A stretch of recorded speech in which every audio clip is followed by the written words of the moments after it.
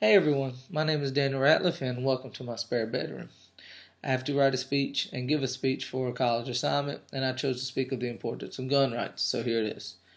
Gun rights are given to us by the Second Amendment of the Constitution. The Constitution is what makes America such a great country, in my opinion. Proof of the importance of the Constitution is the President.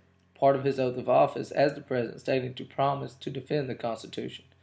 Taking these rights not only violates our Second Amendment, but it also puts law-abiding citizens in danger. Why would we want stricter gun laws when it is proven that the areas with the strictest gun laws also have the highest number of violent crimes? I believe that the most important thing is the protection of the people. I'm pretty sure that most of you would agree with me when it comes to that aspect. Now, time to prove how ineffective strict gun laws can be. This right here is a chart of the 5 most and least strict gun laws and the murders for those states in 2014. Blue, most strict. These little green ones are least strict. California, which is the most strict, which is this big blue one, had 2,503 murders in 2014. Utah, the least strict, had only 56. The next two are New Jersey and Alaska, which are these two. New Jersey had 417 murders and Alaska only had 32. Massachusetts had 56 murders and Arizona had 175. The last is New York and Oklahoma. New York had 874 murders while Oklahoma had 186. Out of all 5 of these, the only lenient state which has less murders than any of the strict states were Arizona. You can see that right there.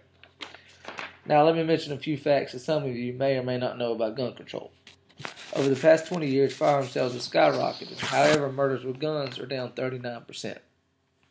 Almost every mass shooting that has occurred in the U.S. has occurred in a state with strict gun laws. Overall, guns in the U.S. are used 80 more times to prevent crimes than they are used to commit crimes. Kennesaw, Georgia, created a law that mandates that each household has at least one gun. Crime rate dropped 50% and burglary rate dropped 89%. This last fact is about the United Kingdom, which has extremely strict gun laws. On 1 year in the United Kingdom, there were 2,034 violent crimes per 100,000 people. That same year, the U.S. only had 466 violent crimes per 100,000 people. If you don't find these facts shocking, I'm pretty worried about your state of mind, honestly. Now I'll talk about gun safety. This is my Glock 40 caliber, model 22. As you can see, it is empty, no magazine, no bullet in the gun. It has never fired once without me first pulling the trigger. When handling a gun, you need to remember 4 key points. First is treat every firearm as if it is loaded. When I handle a gun, I first check to see if it's empty. I do that even after watching someone check it before me. You need to make 100% sure that the gun is safe. This is how you check it. There is a magazine release. You hit the magazine release, drop a magazine. Cycle slide numerous times. Leave it open. Check right there. Check right there. Obviously, do not check in the barrel. You never want to point a gun at you. The next is to never point your gun at something you do not intend on shooting, which is basically common sense. I have been lucky as a police officer, which I have been a police officer for 5 years, that I have never had to fire my gun at a suspect. However, I have pointed it at people while working. If the need was to arise, I knew what I had to do. The next safety point is to always be aware of your target and what's behind it. I'll use target practice as an example. When shooting at your target, you also need to make sure that it is safe behind it. You need to be aware of where that round is going once it leaves your gun. You are responsible for every round fired from your gun. The last key point is to keep your finger off the trigger until you plan to use it. This is where your finger needs to be until you use it. Obviously, if you're going to use it, you put it in the trigger guard, on the trigger. This is where you keep it. It only takes a split second to move your finger from outside the trigger guard to the trigger. There is no need to keep your finger on the trigger unless you are firing the gun.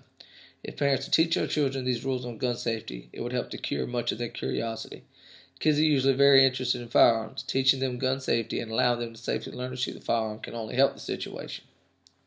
The last part of my speech is to tell you what God says about self-defense. Exodus 22 verse 2 and 3 says, "If the thief is found breaking in and he is struck so that he dies, there shall be no guilt for his bloodshed. If the sun is risen on him, there shall be guilt for his bloodshed. He should make full restitution. If he has nothing, he shall then be sold for his theft." This tells me that God believes that a threat on our lives should be met with lethal force. It doesn't say to shoot the person in the leg or the arm, which a lot of people think police should do. It says struck so that he dies.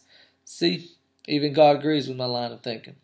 Hope that this speech has helped anyone and everyone that needs it. As you can tell, I am a firm believer in the Second Amendment, and I'm also a believer in the ability to defend yourself when needed. Y'all have a good night.